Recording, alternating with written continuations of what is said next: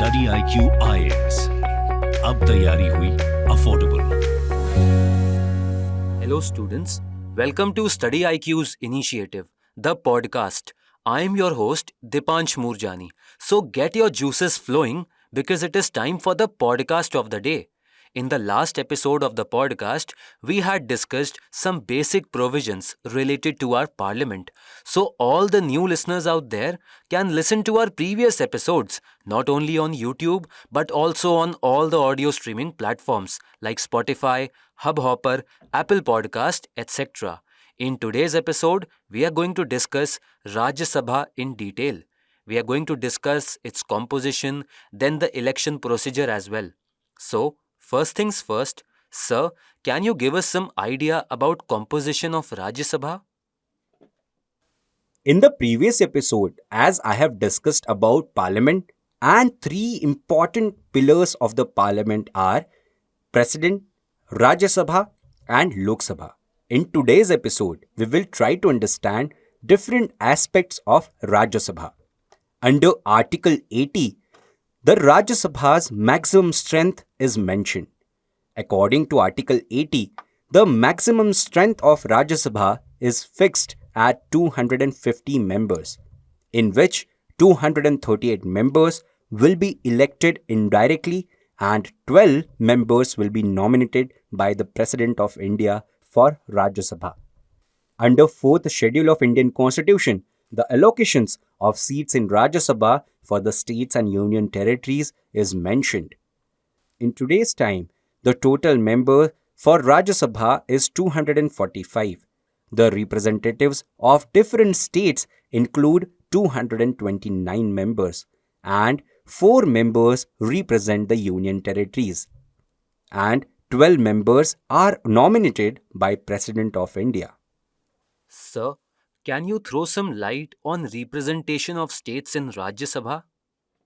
Representatives of state in Rajya Sabha are elected by elected members of state and legislative assemblies.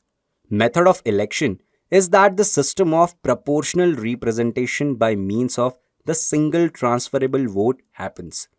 The seats are allotted to the states in the Rajya Sabha on the basis of respective states' populations.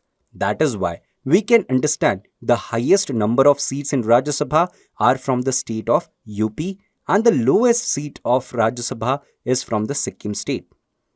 India does not have equal representation to the states in Rajya Sabha. However, it is not the same case with USA because in the USA, all seats are given equal representation in the Senate irrespective of their population of the state. Sir, can you enlighten us on the representation of union territories in Rajya Sabha? The representatives of each union territories in Rajya Sabha are indirectly elected by members of an electoral college specially constituted for the purpose. The method of election they follow is through a system of proportional representation by means of the single transferable vote. Only Delhi, Puducherry and Jammu and Kashmir have representation in Rajya Sabha. There are total 9 union territories. Out of these 9, these are the union territories are represented in Rajya Sabha. The other 6 union territories have too small population to have any representative in Rajya Sabha. Sir, can you give us some basic information about nominated members of Rajya Sabha? We all are aware about how President of India nominated very famous cricketer, the god of cricket, Sachin Tendulkar, to Rajya Sabha for being a member of parliament. In this context, 12 members are nominated by President of India to the Rajya Sabha from people who have special knowledge or practical experience in art, literature, science, or social services. The rationale behind this provision is that to provide eminent persons a place in the Rajya Sabha without going through the process of election. However, this kind of provisions are not present in American Senate. Sir, as you had mentioned that members of Rajya Sabha are elected by a system of proportional representation by means of single transferable vote. So, what is this system?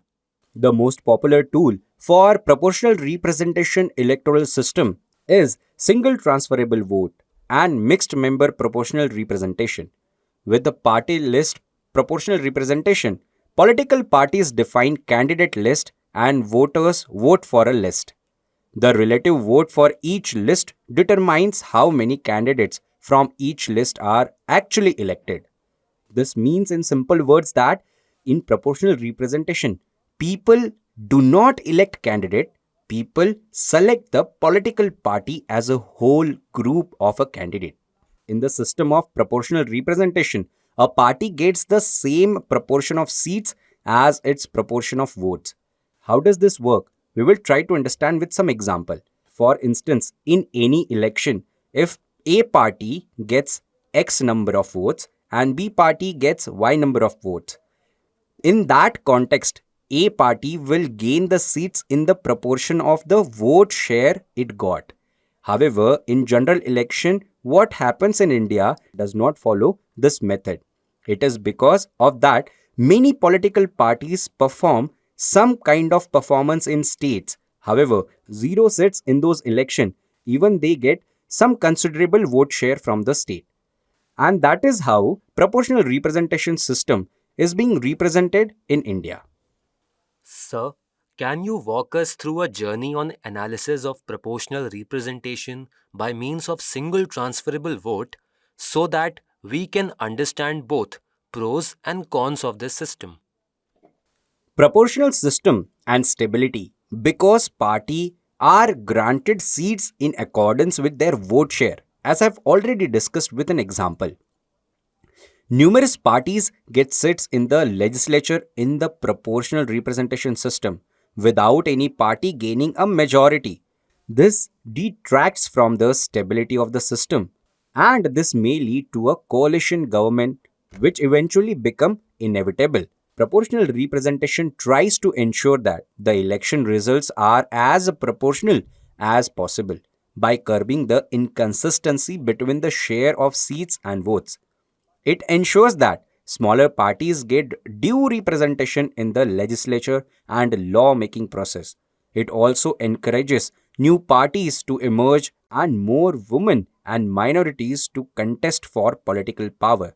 This system representation ensures honesty in the election process both from the side of candidate who can choose their ideological commitments freely and from voter side who can vote freely. However, there is one issue with proportional representation system. It will disconnect the voter and candidate connect. One potential drawback of this system is that the relationship between a voter and the candidate may get diluted because in proportional representation, voter will not vote for a particular candidate. Rather, voter will vote for the bunch of candidate of a political party. Ultimately, voter will vote to the political party. Sir, thank you for giving us the information. Dear listeners, it is time to conclude this session of the podcast, but you all don't have to worry because we will be back very soon. And in the next episode, we are going to discuss Lok Sabha in detail. So, stay connected with Study IQ and keep studying. You can listen to Study IQ Presents the podcast on various audio streaming platforms like Spotify, Hubhopper, Apple Podcast, Google Podcast, Cuckoo FM, etc.